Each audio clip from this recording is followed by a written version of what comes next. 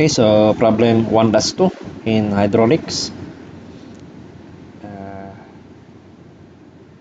It says that the specific gravity of a certain oil is 0.82.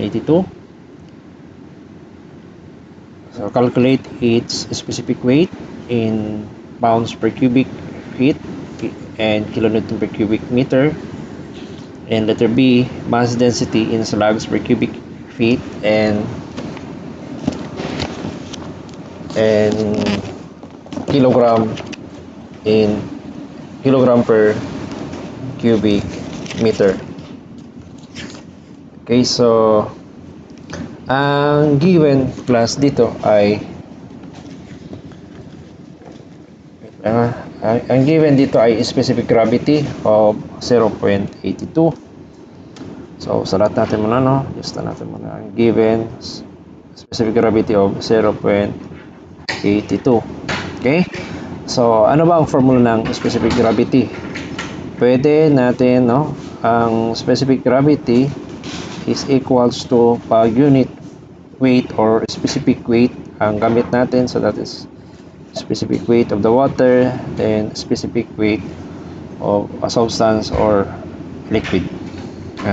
And then kung density, no, kung density naman ang gamit natin, that is density of the water, then density of the substance or the liquid.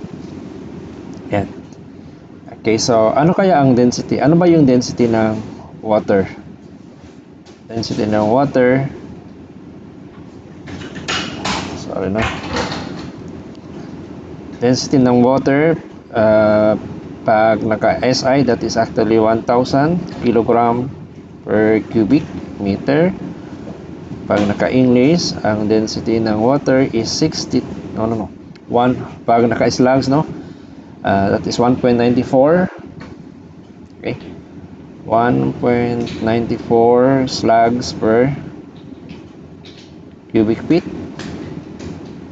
Yan. And then, unit weight ng water pag naka-SI,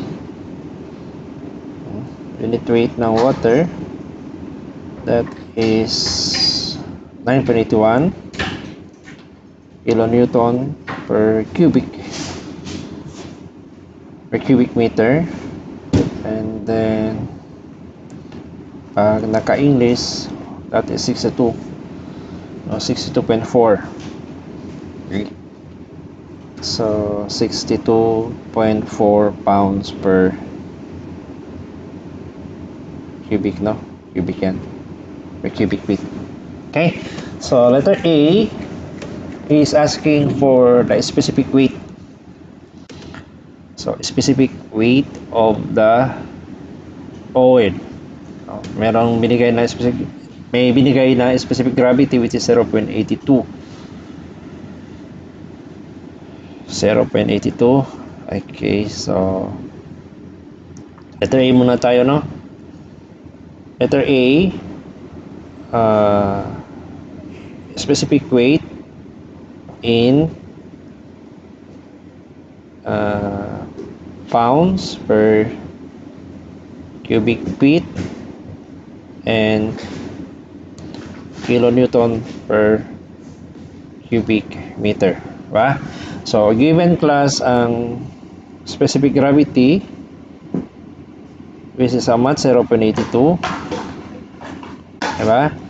So from the formula, no, ang specific gravity is equals to the unit weight ng water, then unit weight ng liquid. Okay, so pag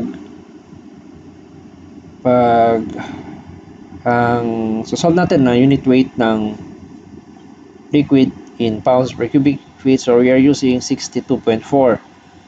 Okay, so 0.82 equals unit weight of a substance over the unit weight of the water, which is 62.4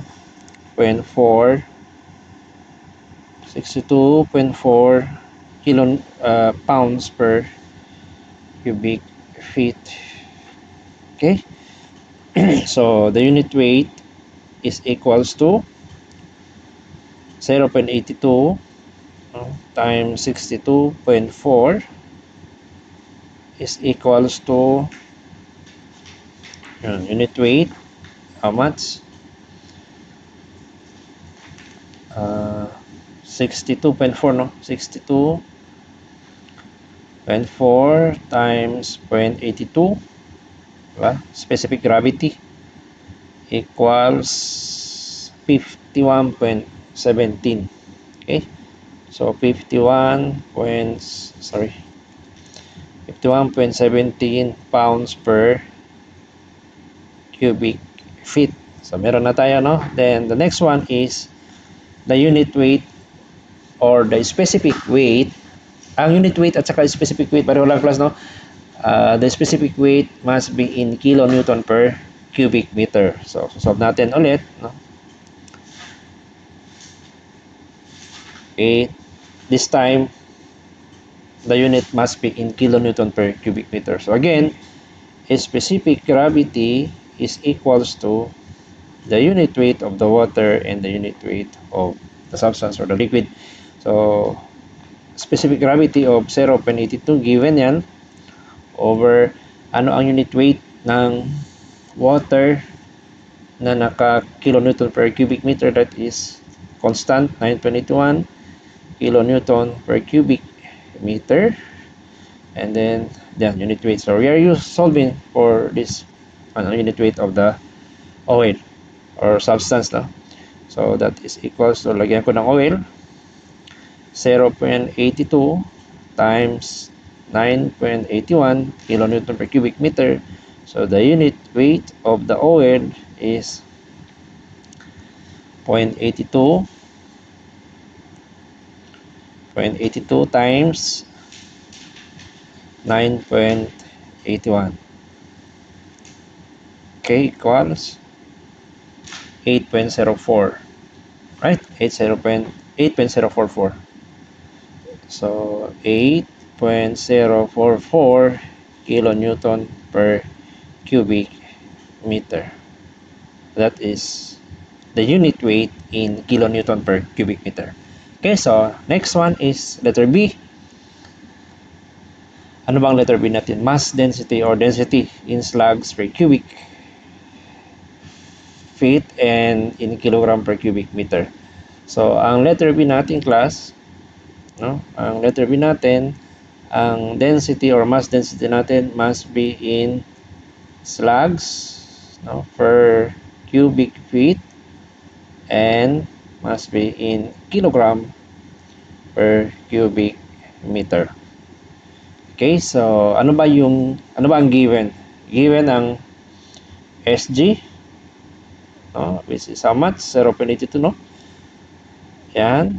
So alam naman natin ang specific gravity is equals to pag density, so that is density of the water, then density of the oil. Okay, so 0.82 specific gravity equals ano ang density ng water in slugs per cubic feet? That is 1.94. So constant, 1.94 slugs per cubic feet, and then the density of the oil. Okay, so just cross multiply. So density of the oil is equals to 0.82 times 1.94. Density of the oil equals, okay, so 0.82 times 1.94